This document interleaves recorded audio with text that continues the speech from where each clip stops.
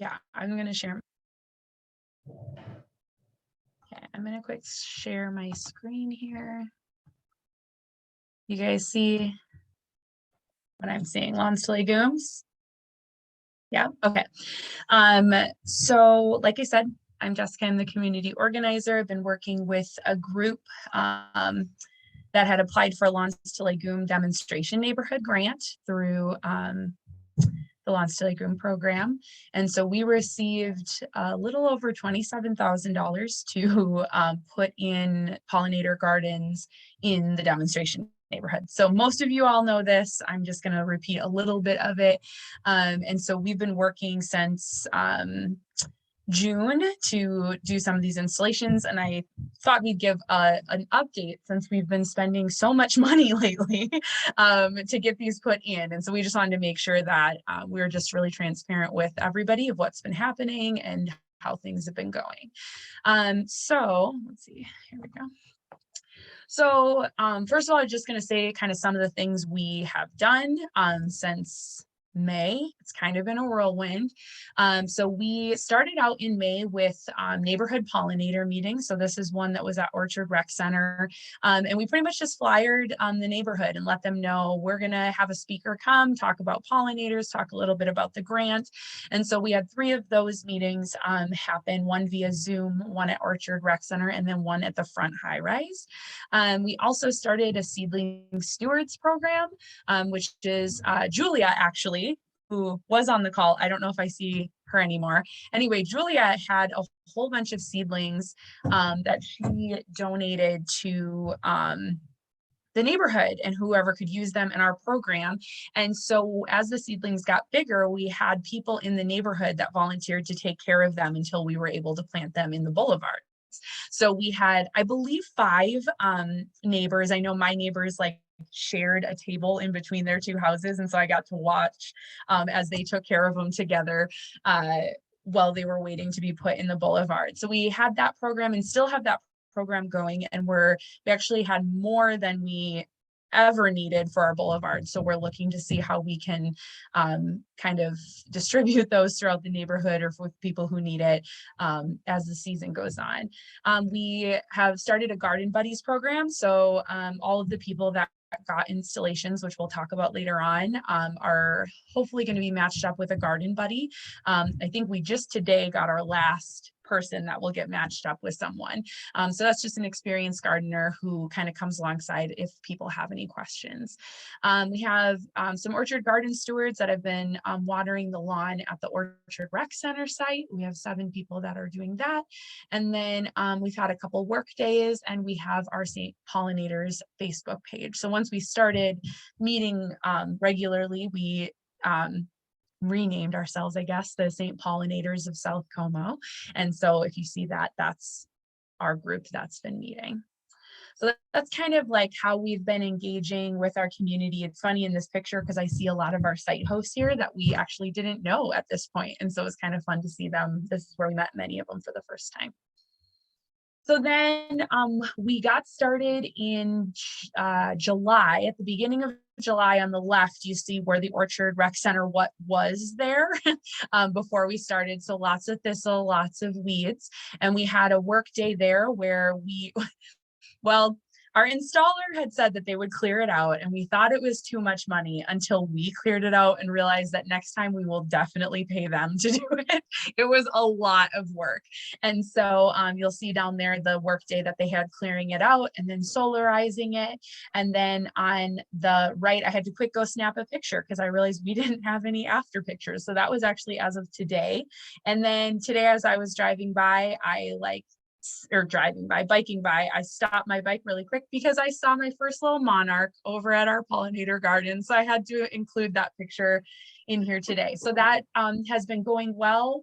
The site, the Blackhawk Soccer has been letting us use their water. So they're kind of paying for the water there. And our stewards have been taking care of it. And we've been doing weeding events to keep the thistle down trying to do it once a month, once every 3 weeks.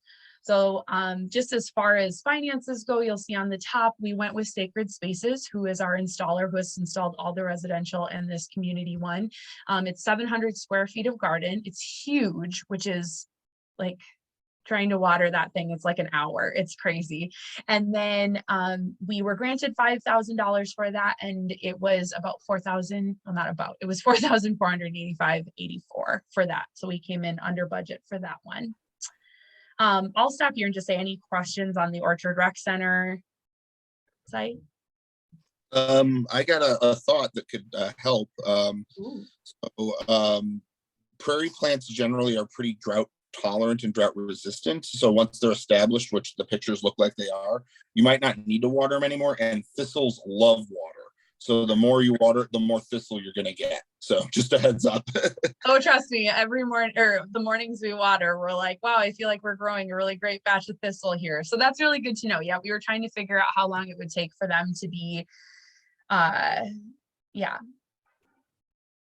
rooted enough that we wouldn't need to. And I think we're getting there. It was struggling for a little bit at the beginning and we had to really make sure we got out there. But it seems like, and Sue, you can kind of, it seems like the thistle's growing slower. Like I went out there today and it's there, but it's not nearly as much as last time. But maybe that's just my perspective too. So we do have another work day there just to pull up, again, just keep on top of the thistle this next Tuesday at 6. So if you want to come weed, you can do that. So then after we did that one, that was the end of July, we started, during that, we started accepting applications for our residential or our house, the home installations.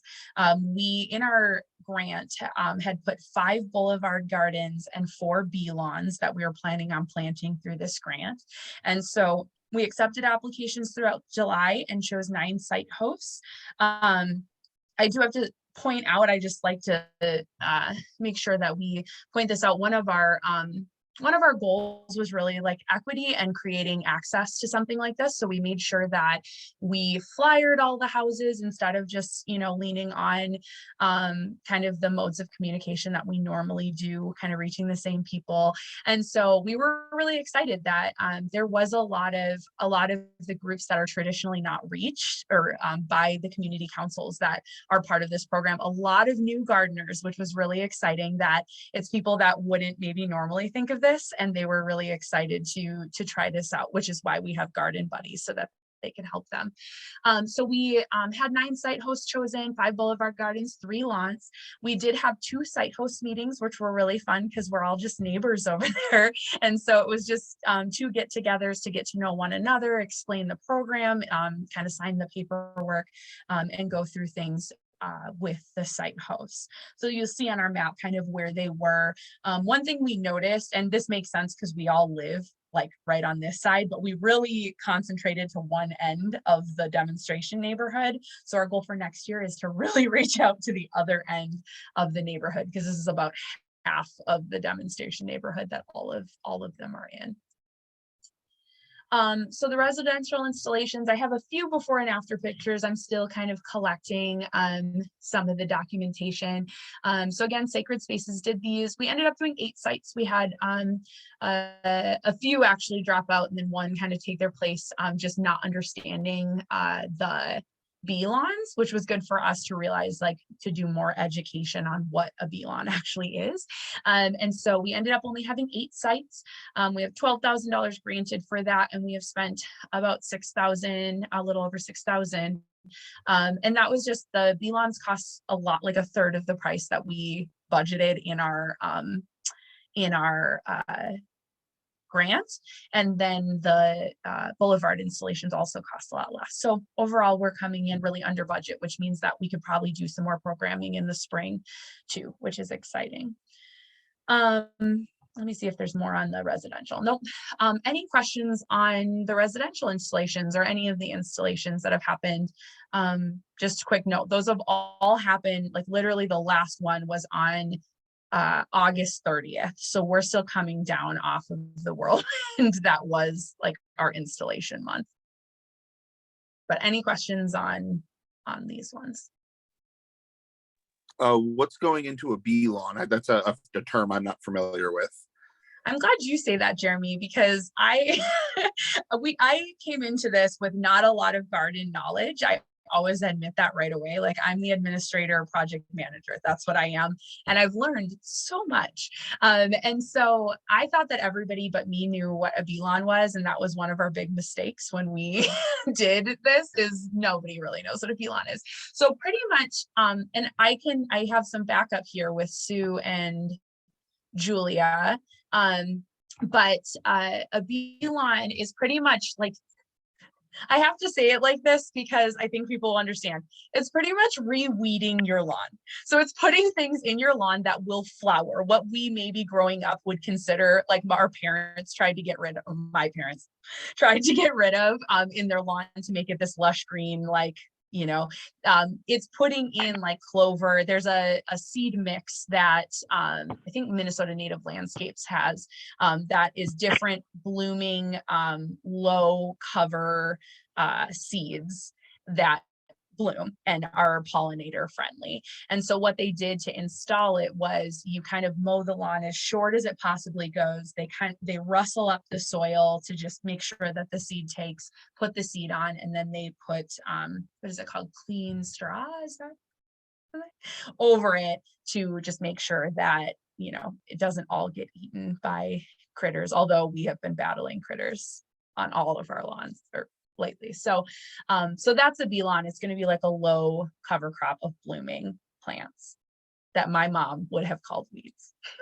Sweet, that's awesome. Yeah, no, the company I work for theoretically does it, and none of us have ever done them before. Like, so we don't even know what goes into it.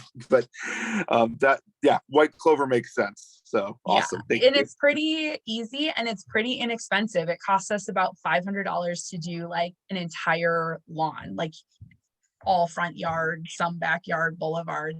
And so it's a pretty inexpensive process. We had budgeted like $1,500 and we're really surprised when it came in under. So yeah, white clover is one of the cheapest seeds you can buy, and you could throw it on an existing lawn and it'll just fill the gaps. Yep.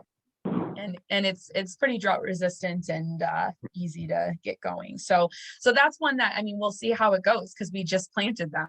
So there's still, I'll bike past them and there's still lawns that kind of just look like really shortly mowed lawns. So any other questions? I know we're getting to 7 o'clock here, but okay. So just kind of what's next with the St. Pollinators. So we do have work days at Orchard Rec Center. We'll try to do those monthly. We're hoping to do a garden tour, not just, there's some beautiful boulevard gardens, native plant gardens in the demonstration neighborhood. So we're hoping to kind of combine the plants that have just been planted with some that are a little bit established, just so we can start seeing what these things are going to look like in a year and in 2 years and in 3 years. So we're hoping to do that in early October.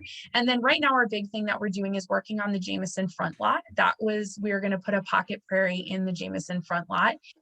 And we're running into every single complication with that area. We understand why a lot of people have started and given up on that area, just with the contaminants and chemicals that are in that. So we'll have updates for you on that because that's something we will need to bring before the Environment Committee in the future, but that's kind of what we're working on now.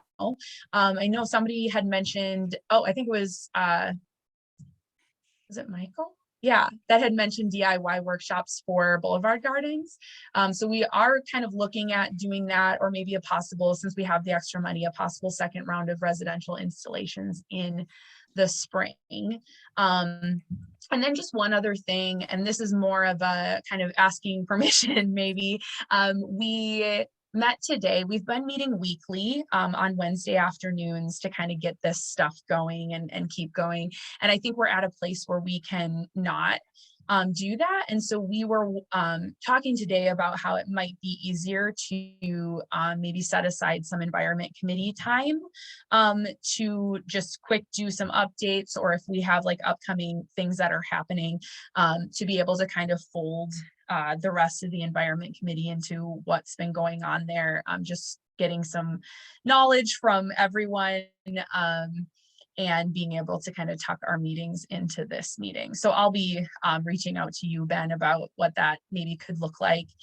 Just because right now at this point, we're really looking at the Jameson front lot and some community engagement events, but we don't have the big installations like we did in the past. So that's, oh, this is why I'm here, is the finances. Sorry, folks. Let me quick go through this. So to date, this is the amount of money that we've spent for this grant. We want to keep you up to date because it is a pretty big chunk of money. It's a reimbursement grant, which means that we spend it and then we get reimbursed for it afterwards. So on September 30th or before September 30th, we'll be filling out the reimbursement for this. So like you see here, so far staff time, we've gone a little over $400, which we're granted up to $2,500. So we're good there. The installations, with Orchard plus the 4 Boulevard Gardens that we got invoices for is little over $8,600. And then we got some yard signs, kind of like Jeremy was saying, just to let people know what's going on in these spaces. And that was $80. So what we're waiting to come in probably before our next meeting would be the last Boulevard Garden installation in 3B lawns. And then we did buy some sprinklers and soaker hoses and stuff like that to water the Orchard Rec Center site. So yeah, so that's the financial part of things. I think Shevik has a, I don't know if what Shevik has is up here. So we'll be able to put this up just so that people kind of know the finances of it. And that then is the end of the presentation. If you have any questions at all, you can let me know, or as always, you can email me at organizer@district10comopark.org. That's all.